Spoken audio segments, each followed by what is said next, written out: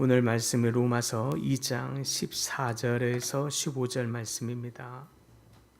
함께 봉독합니다. 율법 없는 이방인이 본성으로 율법의 일을 행할 때에는 이 사람은 율법이 없어도 자기가 자기에게 율법이 되나니 이런 이들은 그 양심이 증거가 되어 그 생각들이 서로 혹은 고발하며 혹은 변명하여 그 마음에 새긴 율법의 행위를 나타내느니라. 아멘.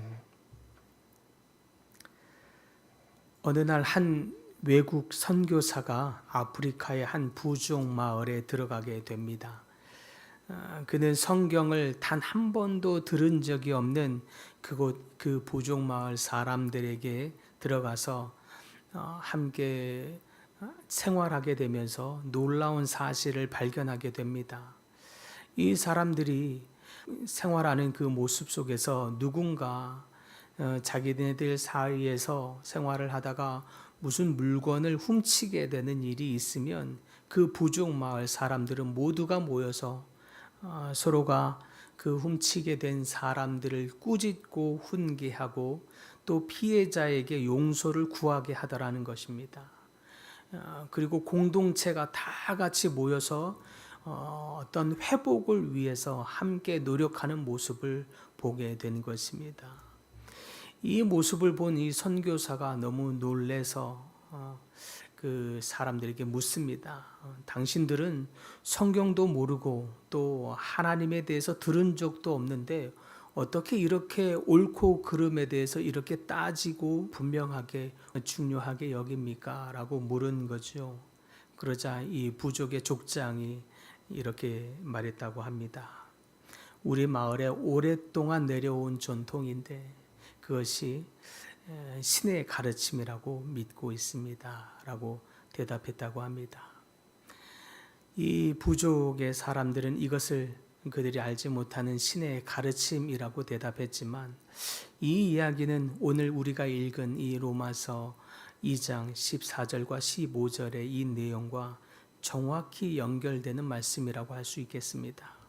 14절에 말하길 율법이 없는 이방인이 본성으로 율법의 일을 생각할 때에 율법의 일을 행할 때에는 이 사람은 율법이 없어도 자기에게 율법이 된다라고 말합니다. 율법이 없어도 율법이 된다 라고 하는 이 표현, 그들은 율법을 배우지 않았지만 자기들도 알지 못했던 신에 의해서 소위 말하면 조상들로부터 내려져 왔던 양심이라고 하는 이 법에 의해서 살아왔던 것입니다. 바울은 이것을 그 마음에 새겨진 율법이라고 표현하고 있습니다. 이러한 것은 우리 모두가 복음을 듣기 전에도 하나님께로부터 모든 사람의 마음 안에 양심이라고 하는 이 율법이 새겨졌고 그 율법의 소리는 우리를 예수 그리스도께로 이끌고 있음을 보여주고 있습니다. 우리는 흔히 율법이라고 말하면 모세로부터 받은 것, 십계명이나 레위기나 또 신명기와 같은 규례들을 떠올리기가 쉽습니다. 하지만 바울은 하나님의 율법이 단지 문자로만 존재하는 것이 아니라 인간의 본성 안에 있는 이 내재되어 있는 도덕적 기준들까지를 포함하고 있음을 말해주고 있습니다. 하나님은 모든 사람에게 양심이라고 하는 것을 주셨죠. 그리고 그 양심이 바로 우리 안에 있는 가장 기본적인 율법이 되고 있음을 보여주고 있습니다. 또 본문 15절에는 말하기를 이런 이들은 그 양심이 증거가 되어서 그 생각들이 서로 혹은 고발하며 혹은 변명하여 그 마음에 새겨진 율법의 행위를 나타내느니라 라고 말하고 있습니다. 어떤 말을 우리가 하고서 그 말이 왠지 찜찜해지고 그 말을 내가 왜 했을까라고 후회한 적 있으시죠? 저도 그런 적이 있습니다. 또 때로는 어떤 행동을 하고서 괜히 했다라고 하는 이런 마음이 답답해진 일도 있을 것입니다. 그러한 것들이 우리 속에서 양심의 법이 작동한 케이스라고 할 수 있겠습니다. 문화도 또 시대가 달라도 이렇게 정직해야 하는 거, 또 사랑하라고 하는 거, 누군가를 해치지 않아야 한다는 거, 이런 것은 율법을 알았든 모르든, 우리가 하나님을 알았든 몰랐든 우리 양심 안에 주어져 있는, 누구나에게 주어져 있는 이 율법과 같은 것이죠. 이것을 우리는 양심의 법이다라고 말합니다. 그래서 누구라도 하나님을 몰랐습니다라고 말할 수 없는 것입니다. 이러한 것들로 우리는 하나님을 알 만한 것들, 또 하나님이 이렇게 우리 안에 양심의 법이라고 하는 이 기본적인 것을 주셨다는 것입니다. 그런데 문제는 이 양심이 완벽하지 않다는 데 있습니다. 사람마다 다 그 기준이 다르고 사람마다 또 깊이와 수준이 다 다르다는 데에도 있습니다. 심지어는 우리가 반복해서 죄를 짓다 보면 이 양심의 이 법이 무감각하게 된다는 데도 그 문제가 있습니다. 처음에는 어떤 잘못을 저지르다가 보면 양심에 크게 후회와 자책을 하게 됩니다. 그런데 그 일을 반복하다 보면 무감각해지죠. 따끔하게 찔리던 마음이, 무거워지던 마음이 나름의 다들 보니까 다들 그렇게 사는구나 라고 생각하면서 나름 합리화의 지점을 찾기도 하고 스스로 마음을 달래는 지점을 찾습니다. 이와 같은 모습을 보면 양심은 이렇게 우리에게 옳고 그름을 가르쳐 주고는 있는 것 같지만 사실은 온전치 않습니다. 그래서 이러한 양심은 우리로 하여금 온전한 사람으로 만들 만한 힘은 주지는 못합니다. 죄책감을 일으켜 주고는 있지만 그렇다고 자유함을 주지는 못합니다. 그래서 양심의 법은 우리 모든 사람에게 기본적으로 있지만 완벽하지는 못합니다. 그래서 하나님은 우리에게 예수 그리스도의 법을 주신 것입니다. 생명의 법이시죠. 예수는 우리가 지키지 못한 것을 완벽하게 행하셨습니다. 우리가 받아야 할 벌을 십자가에서 완벽히 대신 감당하셨습니다.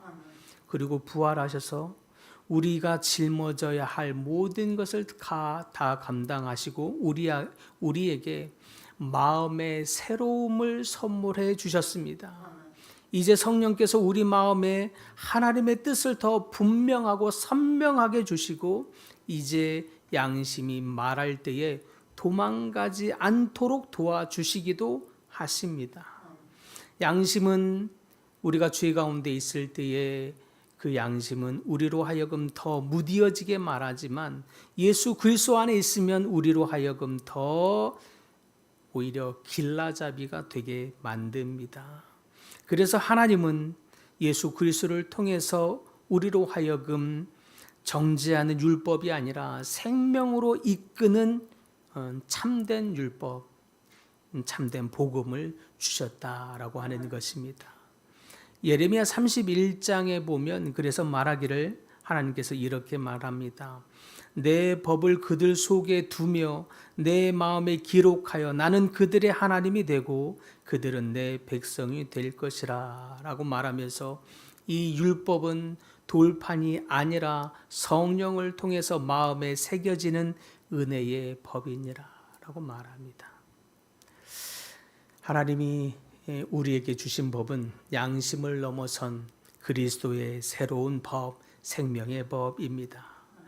그러므로 사랑하는 성도 여러분, 이제 우리가 가져야 할 법은 양심의 법을 넘어선 그리스도의 법입니다. 생명의 법입니다. 그러므로 우리가 이제 더욱 심혈을 기울이고 또 귀를 기울여야 할 것은 하나님이 주신 우리 양심 속에, 양심이라고 하는 이 마음의 소리 속에 복음 안에서 하나님의 음성을 들어야 한다라고 하는 것입니다. 복음 안에서 마음을 다해 예수께 나아가 그분의 음성에 귀를 기울여야 한다는 뜻입니다. 그러므로 우리는 날마다 가장 먼저 우리가 어떤 행동을 하기 이전에 잠시 멈추어 서서 주님, 제 마음에 말씀하여 주옵소서, 듣겠나이다 하면서 주님의 음성에 귀를 기울인 여러분 모두가 되기를 소망합니다.